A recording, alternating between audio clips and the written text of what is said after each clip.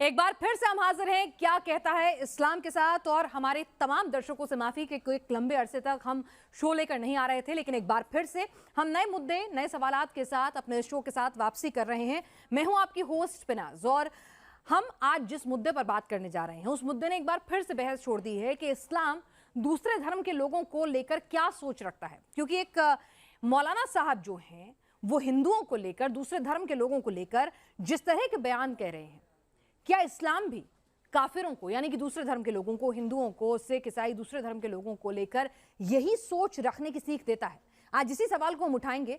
पहले मौलाना साहब क्या कह रहे हैं वो सुनिए, फिर मेरे साथ जो हमारे पैनलिस्ट मौजूद हैं उनसे पूछेंगे कि इस बयान से क्या इस्लाम इत्तेफाक रखता है।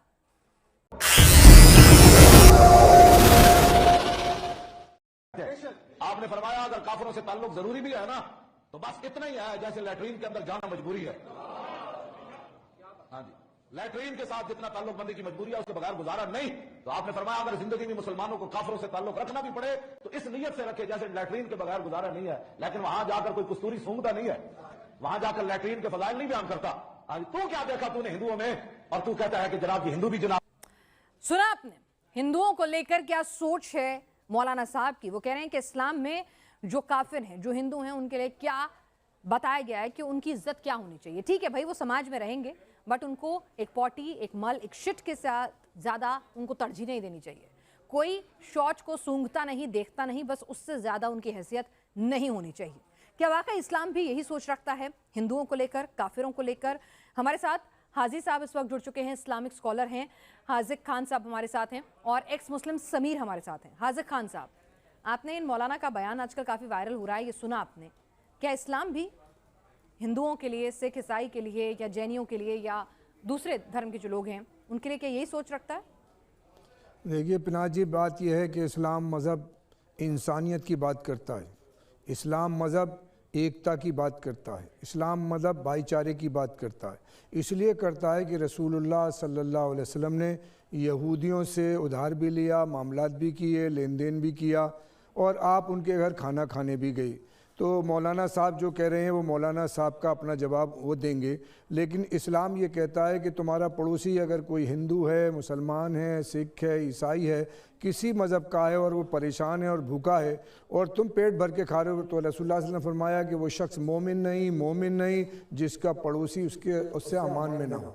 हमारे यहाँ इस्लाम मज़हब ये कहता है कि इस्लाम ने, अगर मैं इस्लाम के ख़िलाफ़ जाऊँगा तो मुझ पर भी खुफ्र का फतवा लग जाएगा कि मैं इस्लाम को ना, इसको शिरक और मुशरिक और काफिर और यहूद, ये इस्लाम ने एक डिवीज़न किया है कि सारे दुनिया में इस्लाम के अलावा जो लोग हैं, जैसे ईसा अलैहिस्सलाम को मानने वाले हैं वो ईसाई हैं, मूसा अलैहिस्सलाम को मानने वाले हैं वो यहूदी हैं और रामचंद्र कृष्ण जी को मानने वाले वो हैं हिंदुस्तानी हिंदू हैं।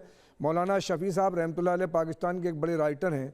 मैं उनकी सीरतुन नबी की किताब प्रॉफिट सल्लल्लाहु अलैहि वसल्लम की जीवनी पढ़ रहा था। उसमें उन्होंने कहा कि हिंदुस्तान में राम और कृष्ण दो, जिन्हें हमारे हिंदुस्तानी भाई अवतार कहते हैं, भगवान कहते हैं, हो सकता है कि प्रॉफिट 1,24,000 जो मैसेंजर आए हैं, प्रॉफिट्स आए हैं, उनमें से वो भी हो सकते हैं। इसलिए अपनी ज़ुबान से किसी के बारे में आपने, अगर वो प्रॉफिट है, उन्होंने नाम बन के बदल के हिंदू भाइयों ने उन्हें राम और कृष्ण कहा है, तो आप उसके गुनाहगार हो जाएंगे। हमारा ईमान 7 चीज़ों पे है पिनाज जी। नंबर 1, अल्लाह को हमने देखा नहीं, अल्लाह पर हमारा ईमान है। नंबर 2, फरिश्तों को हमने देखा नहीं, फरिश्तों पर हमारा ईमान है। नंबर 3, अल्लाह की भेजी हुई किताबें ज़बूर, इंजील, तौरात, कुरान, ये हमने आते हुए देखा नहीं, हमारा ईमान है। नंबर 4, 1,24,000 अम्बिया पर हमारा ईमान है, चाहे आदम अलैहिस्सलाम से लेके प्रॉफिट मोहम्मद सल्लल्लाहु अलैहि वसल्लम तक 1,25,000 अम्बियाओं में से कुरान में 25 या 27 अम्बिया का अल्लाह ने तस्करा किया है।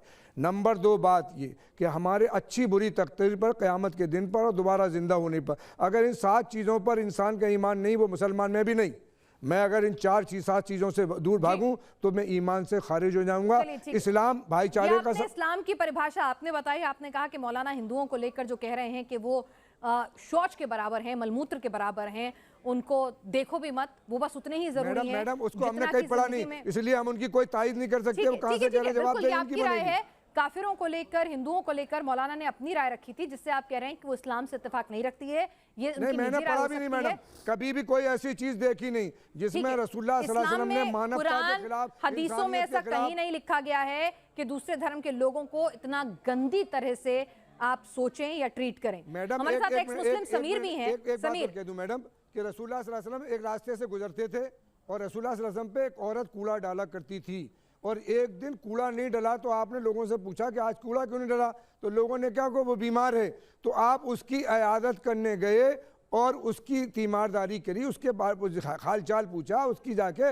इयादत करी। तो इस्लाम, जब तो वो मुसलमान तो थी नहीं। चलिए ठीक है, तो इस्लाम तो इतना अच्छा धर्म है कि वो सभी धर्मों को साथ लेकर चलना सिखाता है, उनकी इज्जत करना सिखाता है। और ये मौलाना साहब जो कह रहे हैं कि हिंदू काफिर जो हैं वो एक शौच बराबर हैं, वो पॉटी के बराबर हैं, इस तरह की अभद्र भाषा का इस्तेमाल कर रहे हैं, ये कतई कुरान और हदीस की भाषा नहीं हो सकती है, ये सच्चा इस्लाम नहीं है। समीर, आपने भी सुना मौलाना साहब ने क्या कहा। जी। आपके हिसाब से मौलाना साहब को ऐसा कहना किसी कुरान हदीस की शिक्षा थी या फिर मौलाना के निजी विचार थे? देखिए, हाजी खान साहब जो कह रहे हैं उनका ये दावा है कि जो चीज़ मौलाना साहब ने कही है ये मौलाना साहब के अपने ख्यालात हैं और वो इसके लिए खुद जवाबदार हैं। कुरान और अहादीस इस तरह की बात नहीं करता। तो पहली बात तो मैं ये कहना चाहूँगा यहाँ पर कि हाजी खान साहब ने या तो कुरान को पढ़ा नहीं है या तो वो जानबूझकर झूठ बोल रहे हैं, क्योंकि कुरान एक्चुअली में ऐसी ही बात कहता है जो मौलाना साहब ने कहा है। और मौलाना साहब अपनी तरफ से कुछ नहीं कह रहे, वो कुरान से कह रहे हैं। अब वो कुरान की कौन सी आयत में क्या कहता है वो मैं अभी आगे बताऊंगा। उससे पहले मैं हाजी खान साहब से एक, अब जब इन्होंने दूसरे की बात को ये कहा है कि जो बात को कह रहे हैं मौलाना साहब, उस बात को साबित करने का ज़िम्मा उनका ही है। तो अभी यहाँ पैनल में बात करते हुए हाजी खान साहब ने जो बात कही है, पहले ज़रा मैं उसके बारे में उनसे मुतालबा करना चाहता हूँ कि इन्होंने एक रिवायत का जो है हवाला देते हुए ये कहा है कि हमारा इस्लाम ये सिखाता है कि जनाब रसूलुल्लाह सल्लल्लाहु अलैहि वसल्लम जो है, एक बुढ़िया जो उनके पर रोज़ाना कूड़ा डाला करती थी, जब वो बीमार हो गई तो वो उसकी इयादत के लिए गए।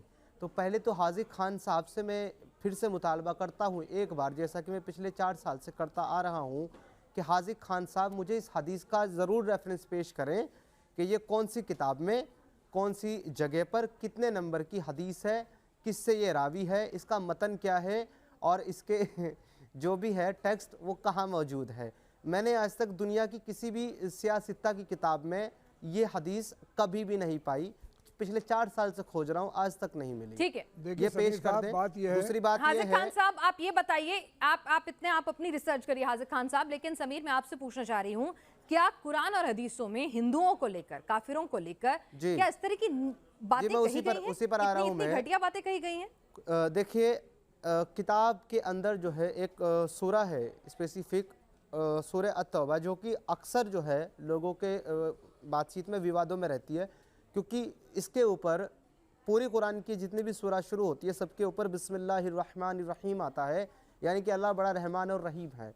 लेकिन मज़े की बात यह है कि इस सूरा के ऊपर बिस्मिल्लाहिर्रहमानिर्रहीम नहीं है, क्योंकि इसमें रहमत की बातें नहीं बल्कि कत्लो किताल और जंगो जिदाल की बातें हैं और नफ़रत की बातें हैं उन लोगों के साथ जो लोग अल्लाह और उसके रसूल पर और आखिरी दिन पर ईमान नहीं रखते।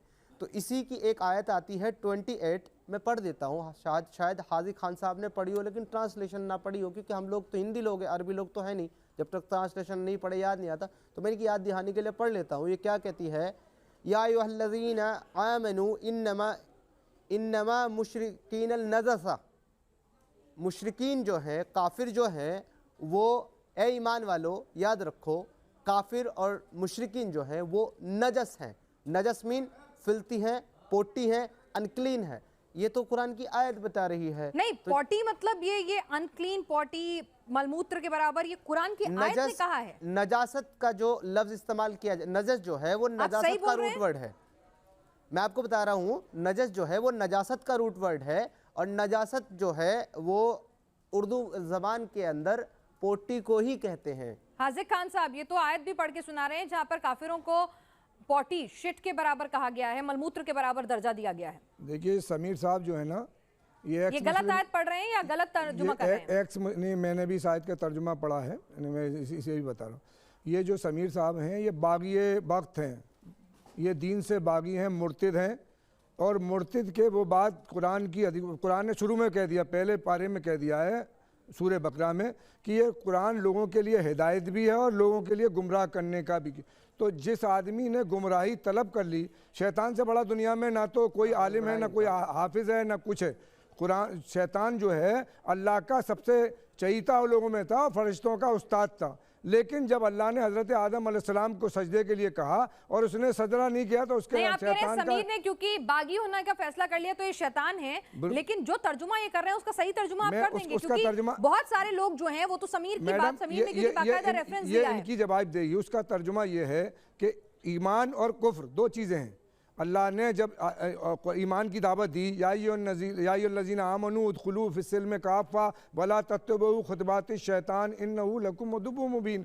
ए ईमान वालो, इस्लाम में पूरी तरह दाखिल हो जाओ, शैतान तुम्हारा खुला हुआ दुश्मन है, इसके कदम ब कदम न चलो। ये आदम अलैहिस्सलाम के ज़माने से, एक मिनट समीर साहब, एक मिनट, आदम अलैहिस्सलाम के ज़माने से उसके आयत का, जिस आयत में ये कह रहे हैं कि काफिरों को मलमूत्र के बराबर बताया गया है, हिंदुओं को मलमूत्र के बराबर बताया गया है, ये भी गलत बयानी कर रहे हैं। तर्जुमा गलत है साहब, ये गलत बयानी कर रहे हैं वो मौलाना। तो सही तर्जुमा बताएं, नहीं है, सही तर्जुमा बताएं। एक मिनट हाजिर खान साहब, मैं नहीं चाहती हूं कि हमारे किसी भी दर्शक को इस्लाम के बारे में कोई गलत राय बनाए। समीर क्योंकि इस्लाम छोड़ चुके हैं, तो इस्लाम के खिलाफ अगर समीर कुछ गलत बात पैदा कर रहे हैं, गलत बात बोल रहे हैं, तो उसे आप तुरंत दुरुस्त कीजिए।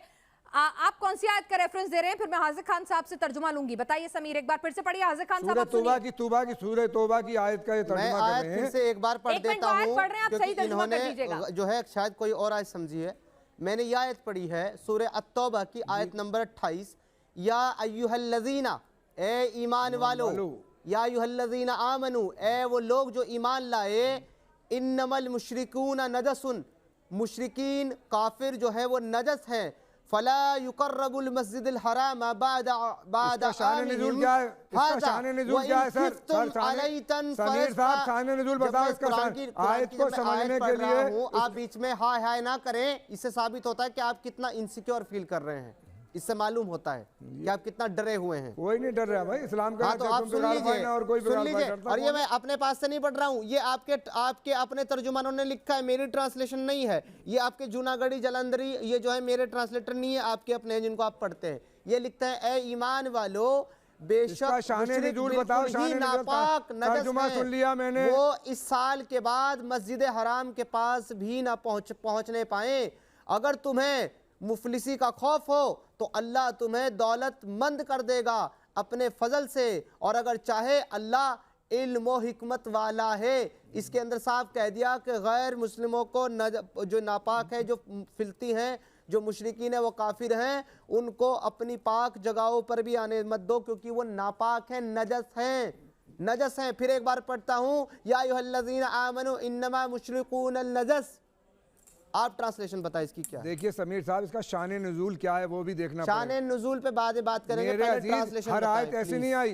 कुरान आया 23 साल में। अब मैं बता रहा हूं ना, इसका शान नुज़ूल ये है कि आप पहले मुझे ट्रांसलेशन बता दें, उसके बाद शान नुज़ूल पे बात होगी। आपने मेरी आयत पेश करने के बाद दूसरी किसी आयत का ट्रांसलेशन पढ़ा, और ये जो शो है ना जनाब, आपको याद रखना चाहिए, ये शो सिर्फ आपके, मेरे और पिनाज मैम के दरमियान नहीं है। इसको लाखों लोग देखेंगे और वो जान लेंगे कि आप कितना झूठ बोल रहे हैं।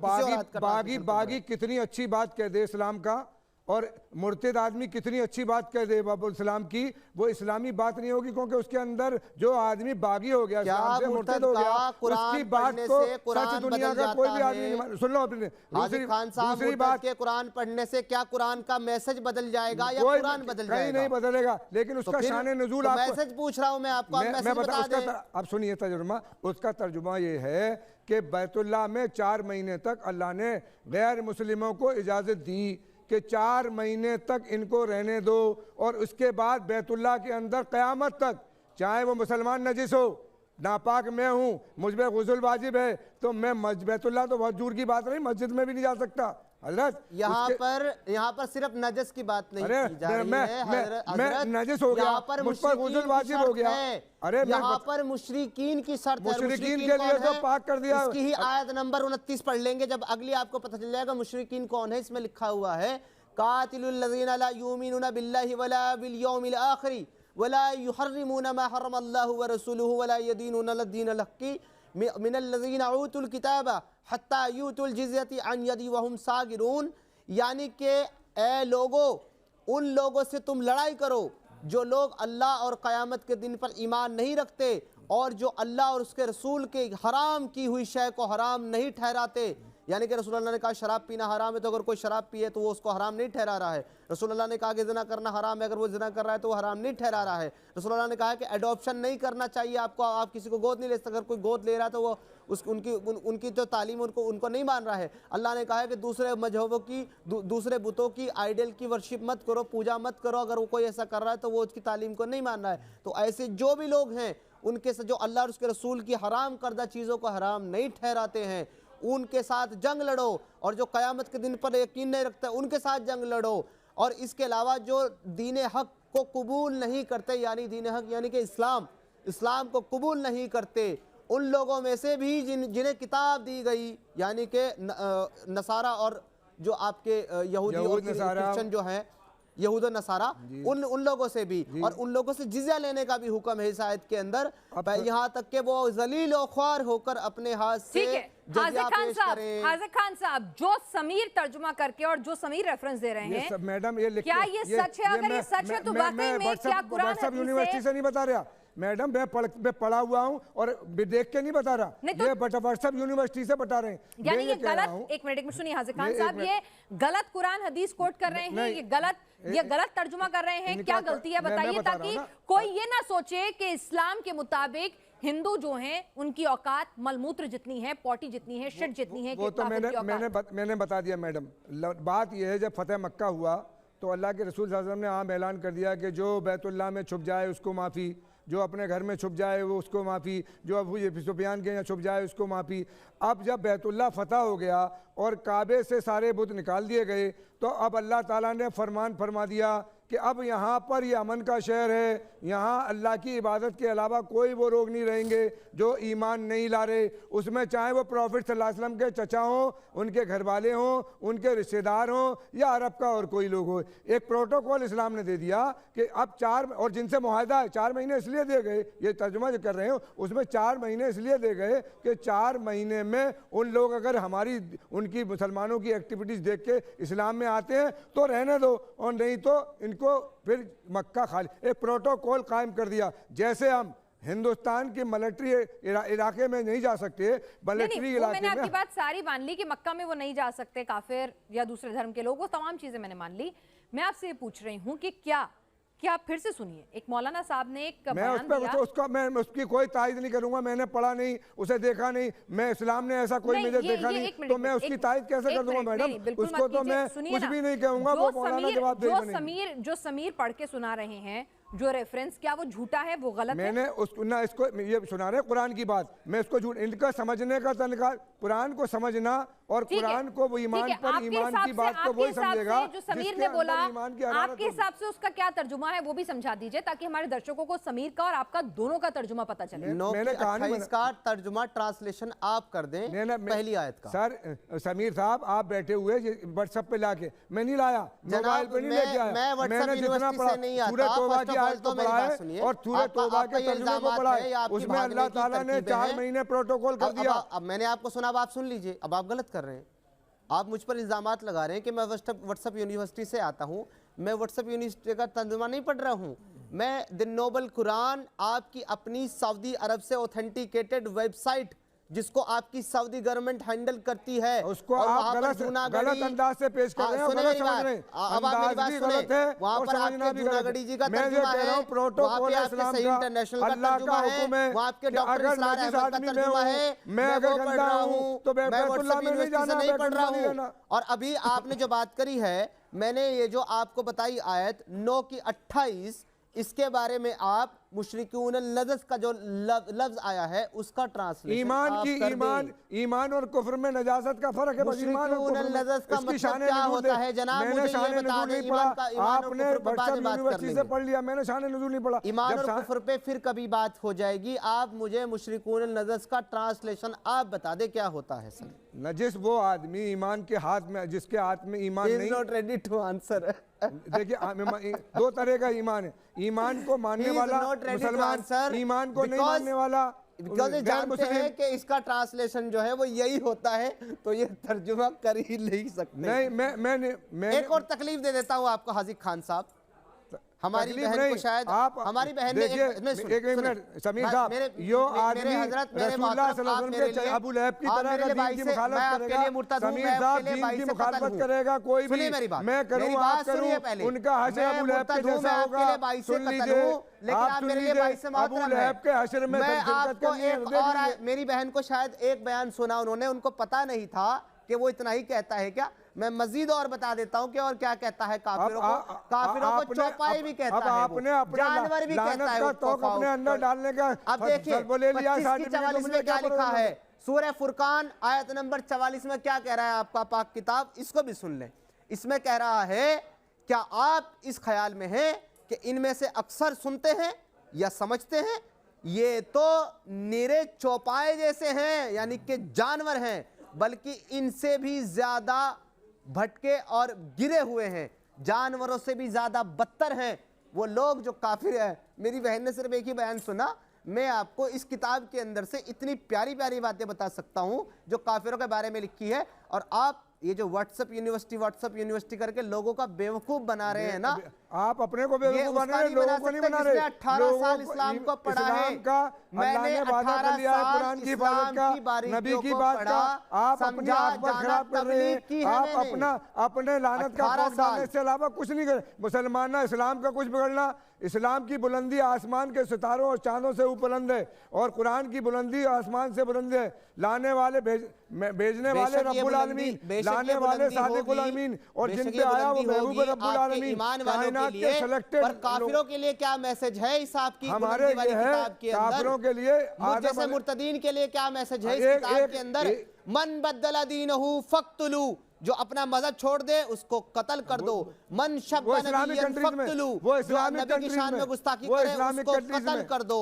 अबू लहब जो इस्लाम को ना माने उसको कत्ल कर दो। कातिलुल्लज़ीना ला युमिनूना इल्ला बिगैरिल्लाहि व रसूलिही, ये जो तालीम है, ये जो हुक्म है, तमाम काफिरों के साथ जंग करो, लड़ो, मारो, जिज़्या लो। जिन्हें अल्लाह के रसूल की अताअत की, उन्हें अल्लाह की अताअत की। के अंदर हुक्म है,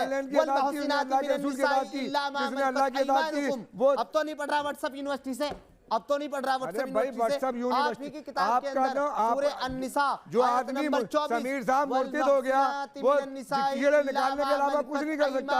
इस्लाम की, और हमने तुम्हारे लिए हलाल कर दी वो शौहर वाली औरतें जिनके पहले से शौहर थे, काफिरों की माए बहन बेटियां, जो तुम्हारे हाथ जंग के बाद as a sex slave, as a माले गनीमत आ गई हो। ठीक है हाजिर खान साहब, हाजिर खान साहब, ठीक है ठीक है। समीर आपने अपनी बात कही। हाजिर खान साहब, एक क्लोजिंग रिमार्क मैं आपसे जानना चाहती हूँ। निश्चित तौर पर समझ से परे है कि कोई भी रिलीजन जो है वो इंसानियत ही सिखाता है, और इंसानियत ही सबसे बड़ा धर्म है जिस समाज में हम रहते हैं। लेकिन फिर भी कई लोग जो हैं अगर इस तरह की बयानबाजी करते हैं कुरान हदीसों का रेफरेंस देते हुए, तो वो कहीं ना कहीं इस्लाम की या जो भी धर्म के, हर धर्म में इस तरह के लोग आपको मिल जाएंगे, तो उसकी इमेज को कहीं ना कहीं वो नुकसान पहुंचा रहे होते हैं। तो हाजिर खान साहब, मैं आपसे जानना चाहूंगी एक क्लोजिंग रिमार्क के तौर पर कि समीर ने जो कुछ बातें कही हैं, रेफरेंसेस दिए हैं, क्या वो गलत है? मैं इनसे बस एक गुजारिश करना चाहता हूं, क्या कुरान हदीस में काफिरों को लेकर इस तरह की बातें नहीं लिखी गई? मेरा मुतालबा है कि वो हदीस का रेफरेंस बता दे जो आपने कोट की, बराबर समझो, चाहे वो हिंदू हो, सिख हो, ईसाई हो। वो जो कूड़ा डालने वाली हदीस आपने कोट की, प्लीज उसका रेफरेंस मुझे बता दें। पिनाजी, बात ये है कि इस्लाम, कुरान, अल्लाह ये कह रहे हैं, अल्लाह के रसूल, कि जो बात कुरान में नहीं और हदीस में नहीं, और जो आदमी अपने पास से कहे, मैं कहूँ कोई भी दुनिया का आदमी कहे मुर्तिद की तो कोई बात ही नहीं है, कोई मैं कहूँ, उसका ठिकाना जहन्नुम है। और दीन में वो बात कहनी है जो अल्लाह और उसके रसूल ने कही है। इस्लाम में कहीं भी किसी कुरान हदीस में काफिरों को लेकर, दूसरे धर्म के लोगों को लेकर ऐसा नहीं कहा गया है कि वो जानवर बराबर हैं या उनको मलमूत्र जैसा समझो, ऐसा कहीं नहीं कहा गया है। इब्राहिम अलैहिस्सलाम का एक वाकया बयान कर दूं मैडम, कि उनकी मेहमान नमाजी की आदत थी। एक दिन मेहमान को पकड़ के लाए, अपने दस्तरखान में बैठाया, उसने बिस्मिल्लाह नहीं पढ़ी, और बिस्मिल्लाह नहीं पढ़ी तो उन्होंने खाने से उठा दिया, वो चला गया। फिर अल्लाह ने जिब्राइल अलैहिस्सलाम को भेजा और कहा कि इनसे कहो हमारे खलील से कि हमारे बंदे को खाना क्यों नहीं खिलाया, कि फरमाया कि इसने बिस्मिल्लाह नहीं करी, तो आप बुला के लाए, पकड़ के लाए, खाना खिलाया और उससे पूछा। अल्लाह ने आप कहा मेरी बात का जवाब नहीं दे रहे हाजिक खान साहब, आप मुझे रेफरेंसेस तो सुना रहे हैं, कहानी और किस्से तो वो सुना गैर रहे हैं। मुस्लिम था, वो गैर मुस्लिम था। अल्लाह ने कहा कि हम इस गैर मुस्लिम को 170 साल से खाना खिला रहे हैं, तुम एक टाइम का खाना नहीं खिला सकते। अल्लाह कह रहे हैं वैसे ये भी गड़ी हुई कहानी है, ये किस गड़ी हुई किस्से कहानियां सुना रहे हैं। किस आयत में लिखा है, किस हदीस में लिखा है? ये नहीं देंगे, है ही नहीं, तो देंगे कहां से?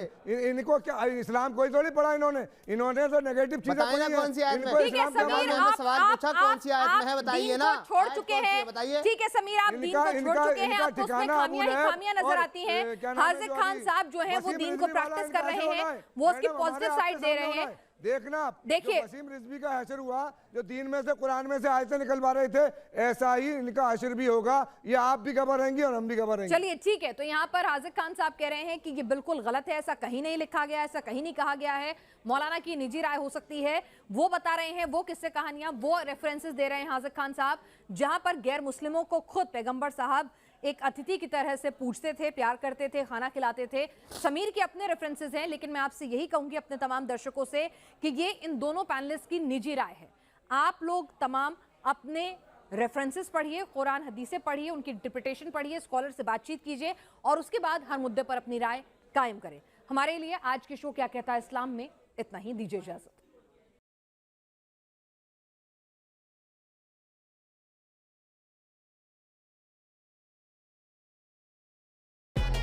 अच्छी बात बोली, आपको अच्छी लगी तो ऐसे थोड़ा मार दीजिए हाथ, आप थोड़ा सा मार दीजिए, एक बार मार दीजिए। क्यों कष्ट हो रहा है आपको? अगर अच्छी लगी मार दीजिए।